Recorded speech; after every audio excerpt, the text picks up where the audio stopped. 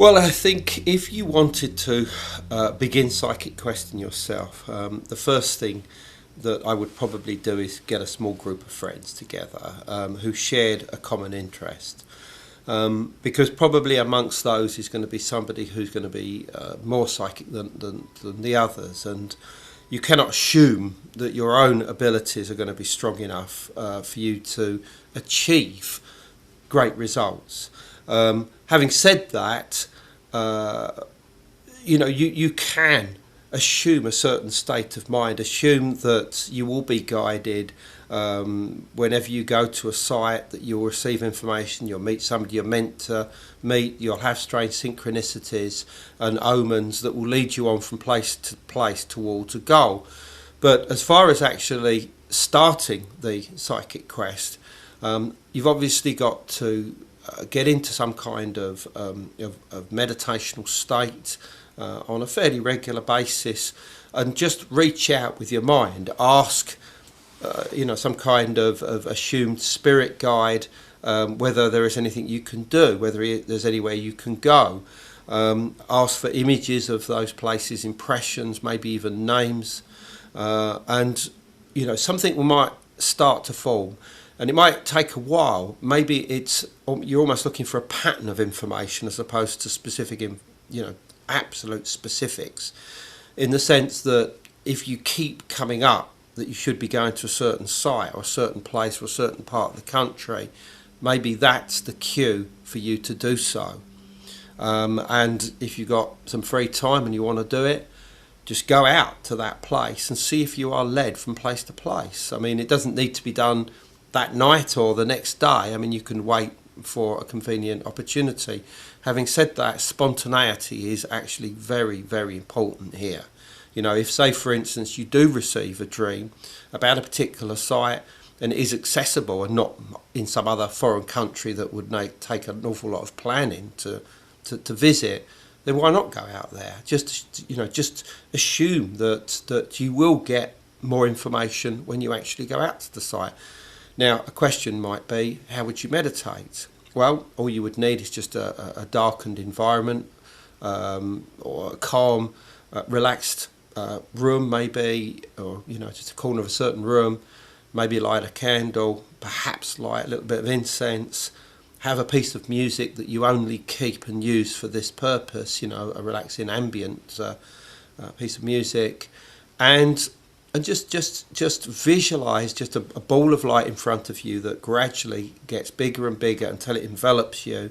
Then you can either use that as a vehicle to project yourself to somewhere else, or you can see like a tunnel opening in the side of it that's leading you somewhere. It doesn't really matter. I mean, this is all for the mind to consider that it's moving elsewhere from your current environment. And you either go to somewhere that's you've prearranged with yourself or maybe your close friends, or you just wait to see what comes up. I mean, often, if I do it with any of my friends, we'll know roughly what theme we're working on, but what actual places come up could be completely spontaneous. We won't have any inclination of them beforehand. They may be sites that we don't know about, but they may come through extremely strong. And if any information comes up about them which we don't previously know about, we then check out and find to be so. That shows that strong link, that pattern forming that tells us that there's perhaps a good reason to go to that site.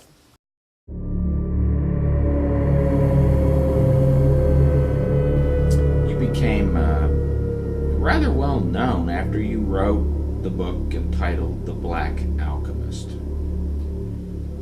Do you know who the Black Alchemist was? Do you really know, or do you just have suspicions? The character called the Black Alchemist that features in the book of the same name remains an enigma. His existence was brought out by a psychic friend called Bernard, who was a professional gentleman, had his own business, who I first met in the 1980s. Who exactly was the Black Alchemist? We have lots of information about him. We suspect that he is dead. We knew where he lived, which was a town called Eastbourne in Sussex. We had a description of his front door and the garden of his house and exactly how this appeared. And that was it. And as far as a name, the psychic that I was working with, Bernard, said to me, he said, look, you know, we go to sites, we find evidence of his activity, but he says, please don't ask me to give you his name, because the first thing you're going to do is rush down there and knock on his door. And he says, that's what I don't want, because once we see the white of their eyes, that, you know, there is no going back. It's completely different from just picking up psychic information about sites and retrieving artifacts. But what's so interesting, and this is something that I've actually not revealed to the public until this very moment, is that somebody actually wrote to me recently, in fact it was last year, saying that they can now actually reveal, now that the Black Alchemist is dead and that his family is no longer associated with the house, they can reveal where it was. And they gave an address. We immediately checked it up on Google Earth, and it matches very, very closely the description that was given by Bernard back in the mid-1980s.